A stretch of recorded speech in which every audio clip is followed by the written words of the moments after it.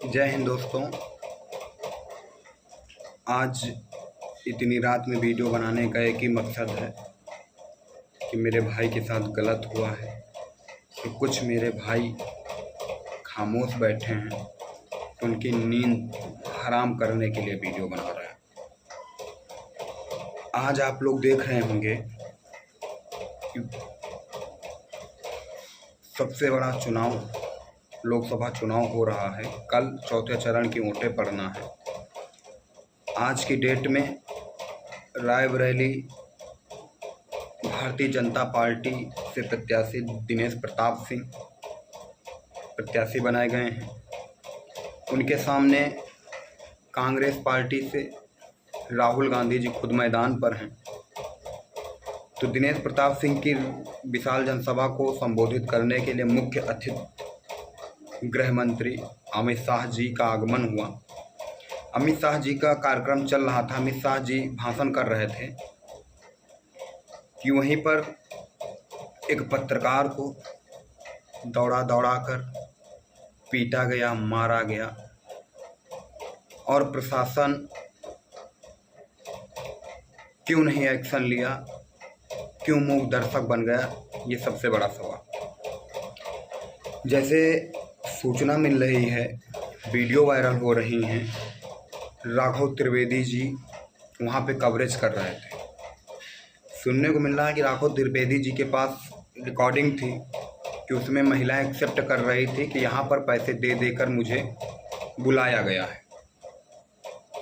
शायद ये कवरेज जब वो ग्राउंड पे कर रहे थे, विशाल जनसभा जहाँ पर हो रही थी वहाँ पर वो कर रहे थे, तो कुछ भारतीय जनता पार्टी के समर्थक, भारतीय जनता पार्टी के कार्यकर्ता सुन रहे थे और उनको ये हजम नहीं हुआ और उन लोगों ने अपने अंदर का रावणत्व तो जगा करके राघव त्रिवेदी जी के ऊपर हमलावर हो गए, हमला किया। अगर उनकी मानसिकता किसी चीज़ को क्लियर करने की थी तो वीडियो में साफ साफ राघव त्रिवेदी जी कहते हुए नज़र आ रहे हैं कि मुझसे बात करिए, लेकिन कोई बात करना नहीं चाहा। पंडाल के पीछे खींच के घसीट के ले जा करके उसके ऊपर कहर बरसाया गया और उस पार्टी की विशाल जनसभा में बरसाया गया जो पार्टी गुंडा मुक्त बनाने की बात करती है। उस राज्य में कहर बरसाया गया जिस राज्य का मुख्यमंत्री योगी आदित्यनाथ हो, उस प्रत्याशी के जनसभा में कहर बरसाया गया जो आज मौजूदा राज्य मंत्री दिनेश प्रताप सिंह जी हैं। मैं ये नहीं कहता हूँ दिनेश प्रताप सिंह प्रत्याशी का समर्थन नहीं होना चाहिए, लेकिन ये भी सही बात नहीं है कि दिनेश प्रताप सिंह की विशाल जनसभा में उनके कार्यकर्ताओं की इतनी गर्मी चढ़ जाए, इतनी चर्बी बढ़ जाए कि किसी भी पत्रकार को गिरेबान में हाथ डाल करके उसके ऊपर अपना रावणत्व तो दिखा दें। अगर उसकी गलती थी तो आप वहाँ पर, आज तो पूरे ज़िले का प्रशासन उपस्थित था, आपको कंप्लेन करना चाहिए था। कंप्लेन होती, कानूनी कार्रवाई होती और जो फांसी की सज़ा होती वो राघव त्रिवेदी जी निपटते और आज रात में हम लोग वीडियो नहीं बनाते। लेकिन जिस तरीके से उसको पीटा गया, मारा गया, ये कहीं ना कहीं लोकतंत्र पे क्या खतरा मंडरा रहा है। क्या ये सिद्ध करने के लिए भारतीय जनता पार्टी के कार्यकर्ताओं ने एक घटना की? कल 13 तारीख है, कल चौथे चरण में वोट पड़ना है और आज की डेट में दिनेश प्रताप सिंह भारतीय जनता पार्टी के प्रत्याशी की विशाल जनसभा अमित शाह जी संबोधित करने आए। उन्होंने कांग्रेस पे जम के हमला बोला। उनकी वीडियो भी अभी 1 से 1.5 घंटे पहले मैंने चलाई, लेकिन जैसे ही अभी देखा सोशल मीडिया पर राघव त्रिवेदी जी के ऊपर जिस तरीके से कहर बरसाया है इन्होंने, तो क्या भारतीय जनता पार्टी यही सिखाती है? क्या नरेंद्र मोदी जी, उत्तर प्रदेश के माननीय योगी आदित्यनाथ महाराज जी का यही सपना है?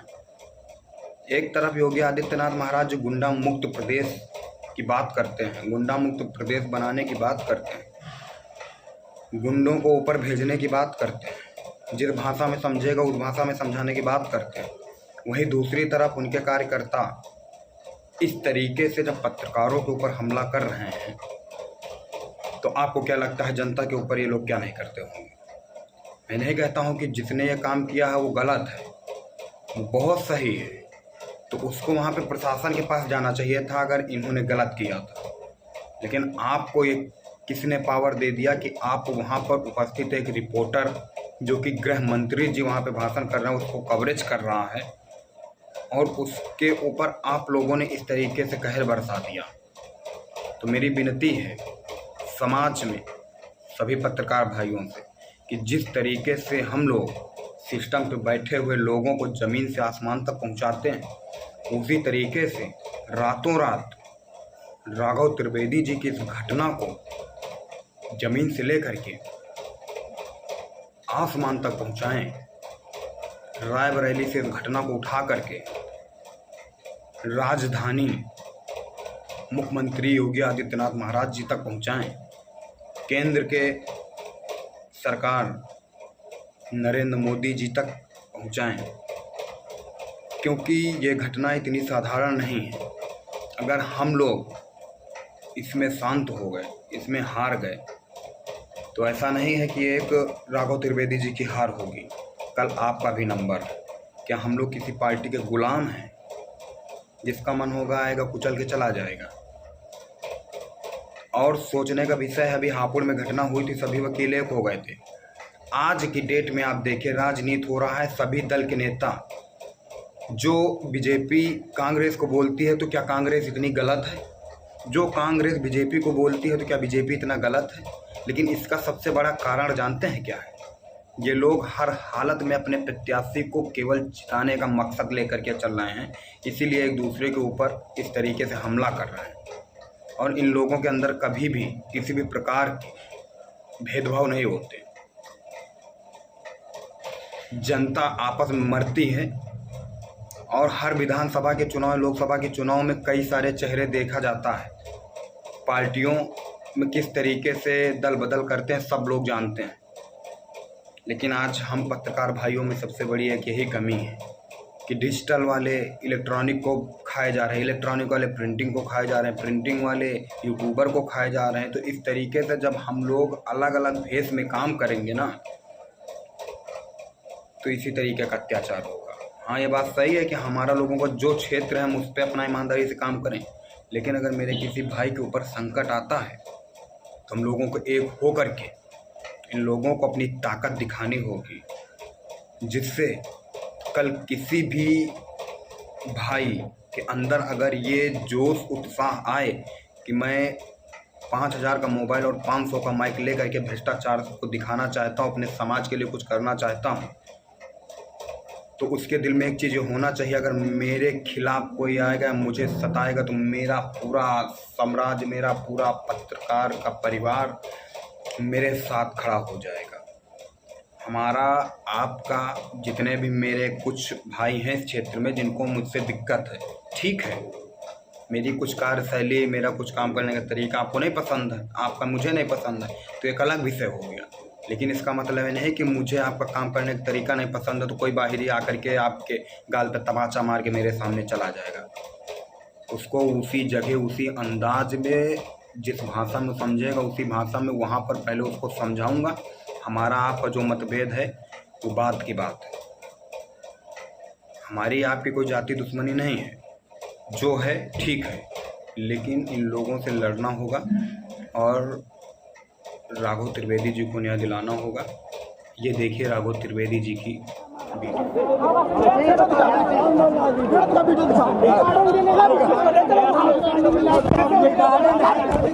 बात करिए, बात करिए ना, हम टिके हुए हैं। कौन बोला है? बोला भी वीडियो दिखाओ, वीडियो दिखाओ, वीडियो कहाँ तुम्हारे पास? वीडियो दिखाओ, वीडियो कहाँ है? वीडियो दिखाओ, वीडियो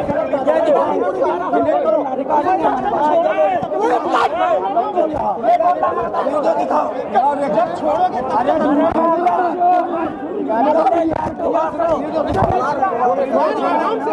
अरे मादर जो तुम ही कह रहे थे 100 रुपए में आए हो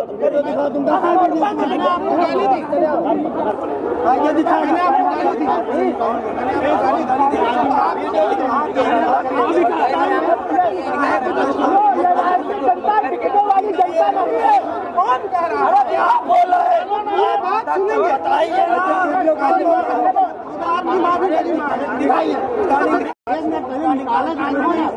निकाले दो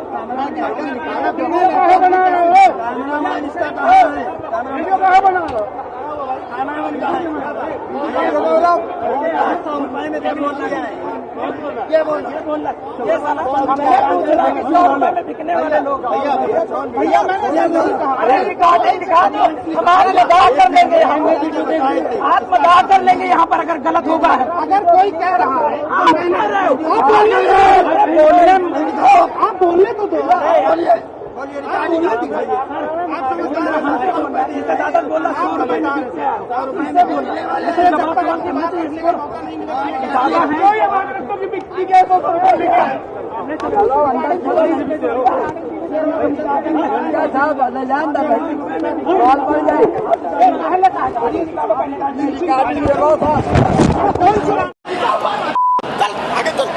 सर ये गाली देंगे अगर मारा वीडियो लिंचिंग मत करिए किसने दिया था 100 रुपया में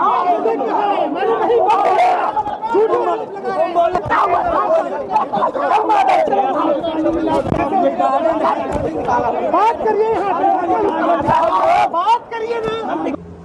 पुलिस ने भी नहीं बचाया, वो 20-25 लोगों ने मिलकर मुझे गालियां दी और पेट में बहुत मारा है सर। 100-150 घूंसे मेरे पेट में मारे।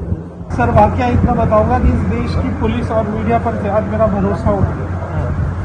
मैं 2 पुलिस वालों का हाथ पकड़ के खींच रहा था कि सर मुझे बचा लीजिए, उन्होंने भी नहीं बचाया। ऐसे सलूक के जिम्मेदार सीधे तौर पर माननीय गृह मंत्री अमित शाह, माननीय प्रधानमंत्री नरेंद्र मोदी हैं और वो तमाम पत्रकार जो टीवी स्टूडियो में बैठकर सत्ता में गलबहियां डालते हैं, सत्ता के कंधे पर कंधा रखते हैं, उनकी गोद में बैठते हैं और नफरत फैलाने का काम करते हैं। इन लोगों ने यह हश्र कर दिया है कि ईमानदारी से रिपोर्टिंग करने वाला, ईमानदारी से पत्रकारिता करने वाला पत्रकार अपने काम को कर नहीं पा